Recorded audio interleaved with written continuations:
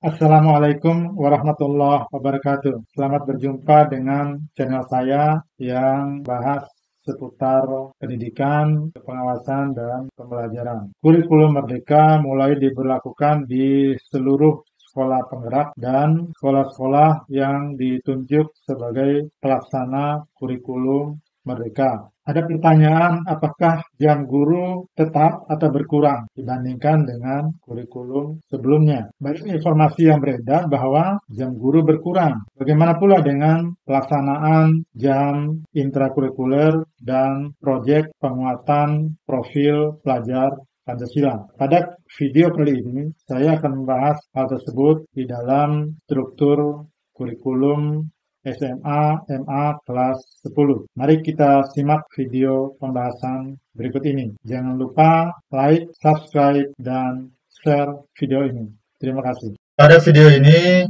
mari kita bahas tentang struktur kurikulum SMA, MA, dan yang sederajat berdasarkan peraturan baru, yaitu Keputusan Menteri Pendidikan, Kebudayaan, Riset, dan Teknologi Republik Indonesia nomor 262/M/2022 tentang perubahan atas keputusan Menteri sebelumnya, yaitu nomor 56/M/2022 tentang pedoman penerapan kurikulum dalam rangka pemulihan pembelajaran. Salah satu yang ada di dalam keputusan baru ini adalah tentang struktur kurikulum untuk SMA, MA, dan bentuk lain yang sederajat. Menurut keputusan Menteri ini, struktur kurikulum SMA, MA, atau bentuk lain yang sederajat terdiri atas dua fase, yaitu fase E untuk kelas 10 dan fase F untuk kelas 11 dan kelas 12. Mengenai fase ini selengkapnya akan kita bahas dalam video yang lain. Secara umum, struktur kurikulum di dalam kurikulum Merdeka itu terbagi menjadi dua, yaitu yang pertama pembelajaran intrakurikuler dan yang kedua proyek penguatan profil pelajar Pancasila atau P3. Ada juga yang menyebut P5, P-nya ada 5. Itu dialokasikan sekitar 30% dari total JP per tahun. Pelaksanaan proyek penguatan P3 dilakukan secara fleksibel, baik secara muatan maupun secara waktu pelaksanaan. Secara muatan maksudnya, proyek penguatan profil pelajar Pancasila harus mengacu pada capaian profil pelajar Pancasila sesuai dengan fase peserta didik dan tidak harus dikaitkan dengan capaian pembelajaran pada mata pelajaran tertentu. Sedangkan secara pelaksanaan, proyek penguatan P3, pengelolaan waktu dapat dilaksanakan dengan menjumlah alokasi jam pelajaran proyek dari semua mata pelajaran dan jumlah total waktu pelaksanaan masing-masing proyek tidak harus sama. Jadi karena di dalam satu tahun, kalau SMA minimal melaksanakan 3 proyek. Nah, 3 proyek itu alokasi waktunya tidak harus sama. Baik, sekarang kita akan melihat bagaimana alokasi waktu di dalam struktur kurikulum SMA dan MA. Nah, ini yang ada di keputusan Menteri nomor 262 tadi. Bisa kita lihat ada 4 kolom ini, mata pelajaran, alokasi intrakurikuler, kemudian alokasi untuk proyek, dan total JP per tahun. Di sini kita lihat pendidikan agama Islam dan agama lainnya, semuanya ini rata-rata 72 jam pelajaran per tahun. Sedangkan untuk proyeknya itu 36 JP per tahun, totalnya 108. Begitu juga yang lain, pendidikan Pancasila, dia jumlah JP-nya 54, kemudian jumlah totalnya 72 JP, proyeknya 18. Nah, ini yang sering jadi pertanyaan Bapak Ibu. Di sini terlihat 2 jam. Nah, kemudian ada proyek, ada jam total. Pertanyaannya, apakah jam guru itu berkurang di dalam kurikulum Merdeka dibandingkan dengan kurikulum sebelumnya? Kita tahu bahwa di K13 agama itu 3 jam per minggu, sedangkan di sini 2 jam. Di dalam struktur kurikulum pada kurikulum Merdeka ini tadi ada dua, yaitu intra dan project. Jadi jangan dilihat pada jam intranya saja, tapi yang dilihat adalah jam totalnya. Kita lihat jam totalnya 108 jam per tahun dengan asumsi 1 tahun 36 minggu, maka bisa dihitung berapa sebenarnya per minggu kalau kita bagi dengan 36. 108 dibagi 36, itu hasilnya adalah 3. Nah, kalau pendidikan Pancasila 72 JP dibagi 36 minggu, itu dapat 2 JP. Bahasa Indonesia 144 dibagi 36, itu menghasilkan 4. Begitu juga dengan matematika. Dan bagaimana dengan mata pelajaran lain? Di sini bisa kita hitung dengan cara yang sama, masuk ke tabel yang sudah saya hitung. Hitungan JP guru per tahun saya ringkaskan dalam satu tabel ini. Tadi pendidikan agama Islam itu 108 JP per tahun dibagi 36. Itu hasilnya adalah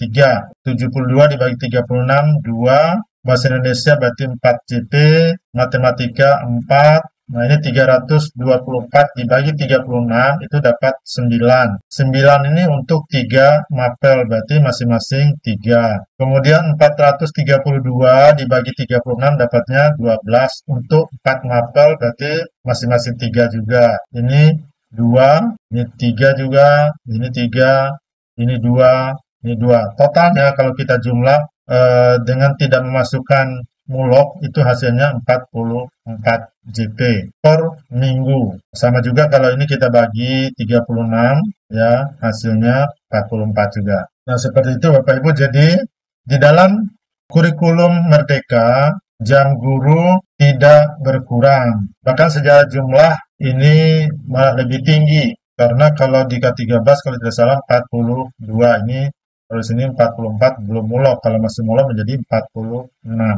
sekarang ada satu kolom lagi saya buat, Bapak Ibu. Di sini kita lihat pendidikan agama intranya 72, proyeknya 36, total jamnya 108.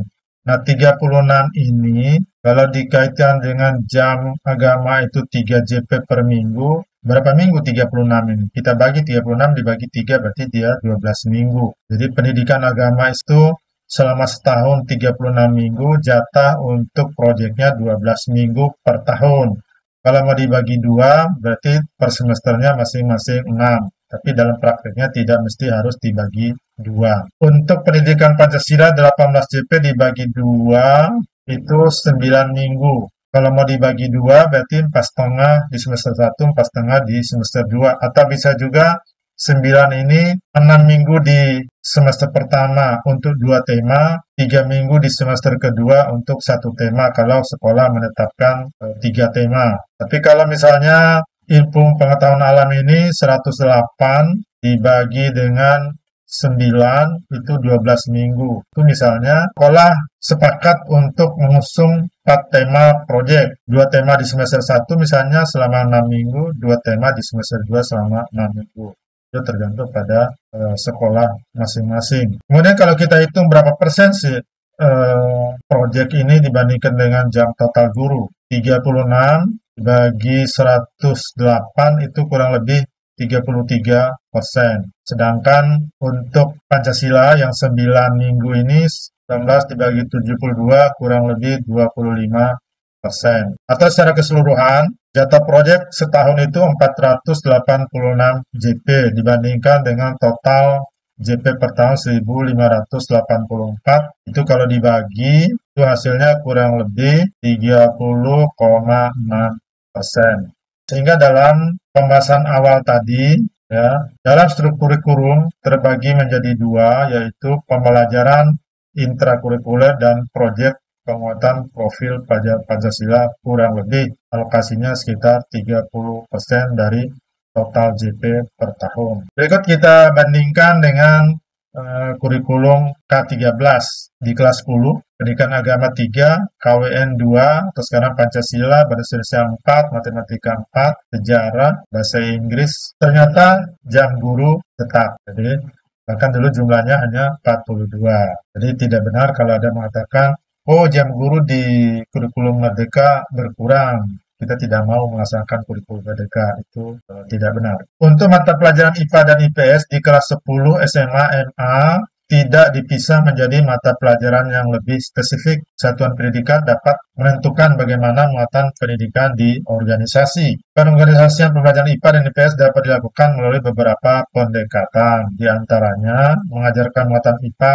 atau IPS secara terintegrasi, mengajarkan muatan IPA IPS secara bergantian, atau mengajarkan muatan IPA IPS secara paralel dengan JP terpisah. Ini contoh pengaturan jadwal untuk matematika. Kita bicara khusus matematika dulu, padahal nanti prakteknya itu matematika tidak melaksanakan proyek sendirian, tetapi bersama dengan mata pelajaran lain. Ini cara perhitungan saja. Jika sekolah memprogramkan kegiatan P5 dilaksanakan setiap minggu sepanjang satu semester, misalnya tiap Jumat atau Sabtu, bersama mapel yang lain selama satu semester, maka pengaturan jadwalnya berarti guru mengajar intrakurikuler 3 JP dikali 18 minggu sama dengan 54 JP, terpenuhi intranya karena tadi 54 JP. Proyeknya 1 JP dikali 18 minggu karena penuh di 18 minggu sama dengan 18 JP. Total JP-nya adalah 4 JP dikali 18 minggu 72 JP.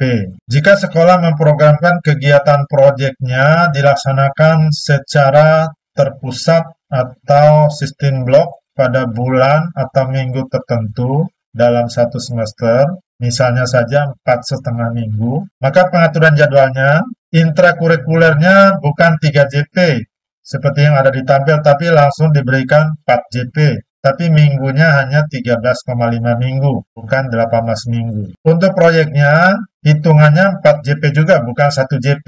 4 JP dikali 4,5 minggu, itu 18 JP, totalnya sama. Hasilkan 72 JP per semester, atau 144 JP per tahun. Jadi maksudnya, kalau memang mau dilaksanakan dengan teknik blok, maka dari awal guru harus sudah mengajar full 4 JP. Kemudian waktunya hanya 13 minggu, tidak habis sampai 18 minggu. Sisanya untuk proyek, misalnya 4,5 minggu dikali 4 jam.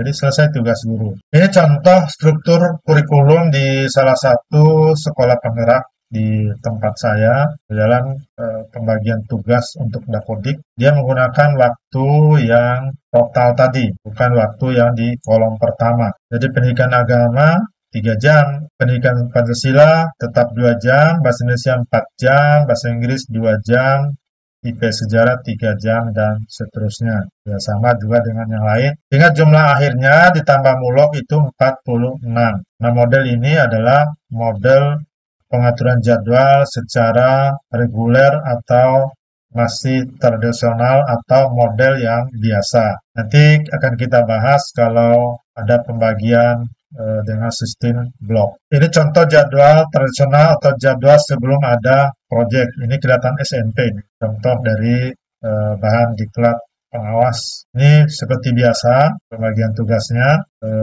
sampai jam ke-10.